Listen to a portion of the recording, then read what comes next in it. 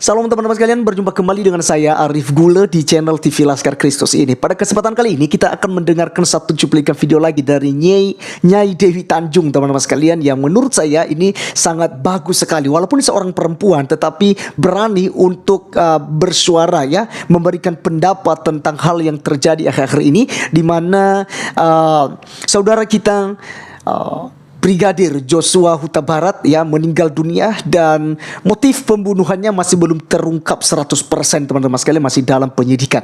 Dan kita doakan kiranya kasus ini secepatnya diselesaikan oleh Kapolri.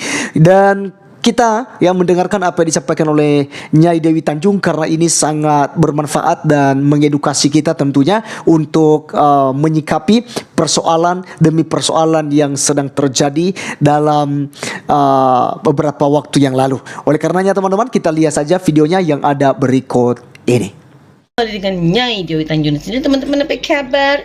Semoga teman-teman Nyai diberikan kesehatan panjang, umur rezeki, amin ya rabbal alamin. Kemunculan Nyai kali ini masih ingin membahas tentang kasus yang aneh dan janggal sekali yang saat ini hangat-hangatnya di negara kita. Kasus penembakan saudara J yang dilakukan oleh Barada E, ajudan Kadif Propam Mabes Polri.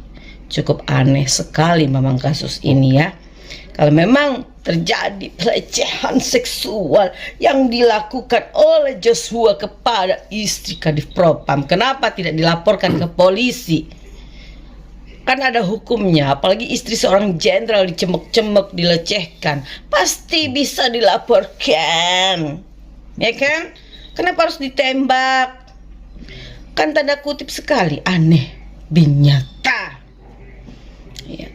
Lalu Nyai juga baru tahu ternyata kasus itu setelah 3 hari kejadian baru dilaporkan ke polisi.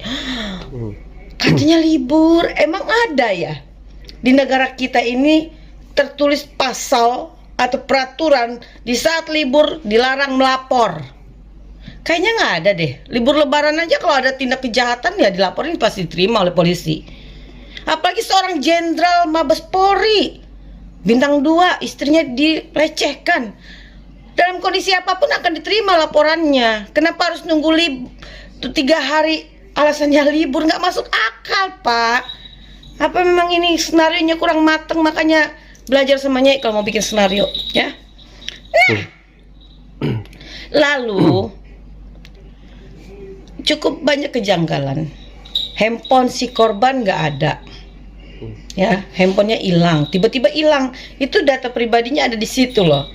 Dan itu nggak boleh ada yang mengambil. Tapi ya namanya orang yang sudah ketutup dengan api cemburu atau api kemarahan, api dendam kesumat, ya apa aja bisa dilakukan, ya kan? Nah, ini jangan sampai nih ilmu batinnya muncul jadi semua kekuak sendiri gitu. Lalu katanya keluarga korban di saat peti mati itu datang, tiba di rumah duka, itu tidak boleh dibuka. Emang kenapa nggak boleh dibuka? Emang udah busuk? Emang udah bau? Itu haknya keluarga dong. Berikan mereka kesempatan untuk melihat terakhir kalinya mayat tersebut. Kenapa dihalang-halangi dan dilarang-larang? Ada apa? Ya mungkin si keluarga ingin melihat apakah memang ada ini tembakannya di depan, belakang, apa di mana, atau di jidat. Ya kan kita nggak tahu. Apalagi katanya yang nembak ini seorang angjitu ahlinya. Tapi memang masa iya sih ajudan dikasih peluru tajam di senjatanya?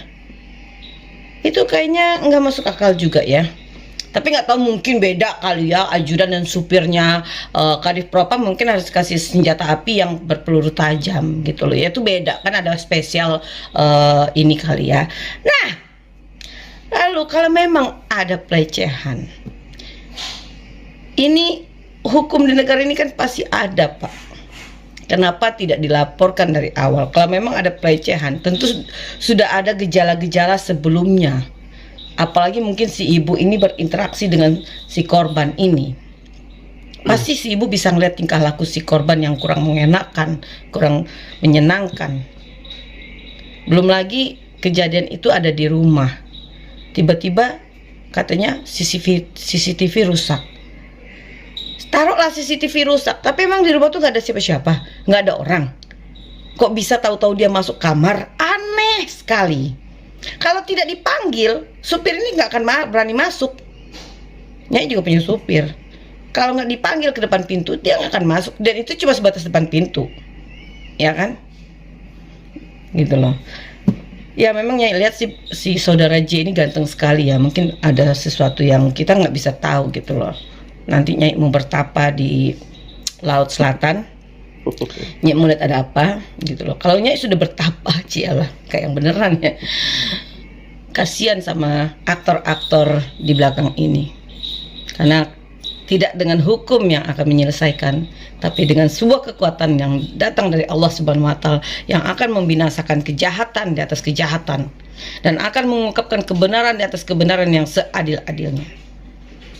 Jadinya berharap kepada Bapak Presiden, tolong panggil Kapolri untuk bersikap netral, bersikap adil, tegas dan jujur, walaupun sekalipun aktornya itu adalah jenderal sekalipun, anggotanya sekalipun, kalau salah tindak hukum.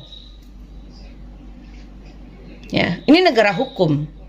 Hukum tidak boleh dibeli, hukum tidak boleh berat sebelah. Hukum harus sejajar, seadil-adilnya, karena seluruh warga Indonesia di mata hukum kedudukannya sama. Jadi tidak boleh ada perbedaan. Siapapun yang bersalah dalam kasus ini harus ditindak hukum tegas. Apalagi Nyai sudah lihat Bapak Mahfud MD juga mengeluarkan statement, Bapak Presiden sudah mengeluarkan statement. Jadi tidak ada yang harus ditutup-tutupi lagi, tidak ada yang harus dijaga demi nama baik institusi Mabes Polri.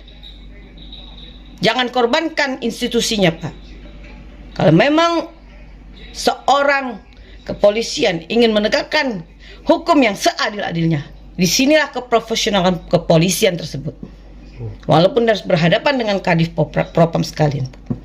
Dan Nyai berharap segera ya Bapak Kapolri menonaktifkan Verdi Sambo agar penyelidikan ini berjalan dengan lancar, tidak ada intimidasi, tidak ada yang tidak enak karena jenderal, tidak ada, ya. Oke, terima kasih Bapak Kapolri, semoga Bapak bisa menyelesaikan kasus ini dengan baik demi nama baik institusi dan keadilan hukum yang ada di negara ini. Assalamualaikum warahmatullahi wabarakatuh. Baik teman-teman sekalian, sekian video yang kita sudah tonton bersama, dan mari kita doakan bersama-sama kiranya kasus ini secepatnya diselesaikan oleh Kapolri kita, dan kita berdoa supaya hal-hal ini tidak lagi terjadi teman-teman sekalian dari antara pihak kepolisian ya.